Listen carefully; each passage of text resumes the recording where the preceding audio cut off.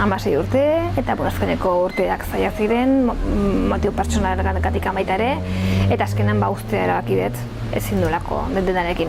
Hasieran ez nekien zer egin, eta lagun batek esplikatu zidan berak entzun zuela kamara konbertsio zeukala programa bat, laguntzeko eta telefonoz detu nuen eta beraiekin jarri nintzen kontaktuan. Beraiek etorri dira onera, negozioa baloratu dute, bai nun dagoen, datu ekonomikoak, dena, dosier bat egin dute beraiek, eta hortikan aurrera interesatuta dauden pertsonei erakutsi diote, beraiek baita asesoratu, eta prozesu guztian lagundu digute.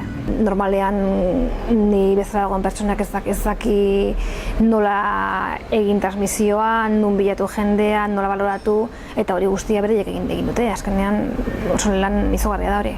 Nitan ere bi bazkideak ireki genuen orain dela 6-7 urte parafarmazia bat Lasarten, eta hau agertu zanean oportunitatea hau, Donostira etortzeko ilusio asko genuen, eta hala izan da.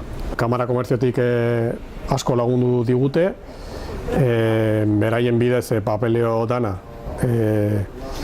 eginda zuzenean, eta gero baita aportatu dizkigute datu guztiak, fidagarritasun oso handia aportatu digute datuekin.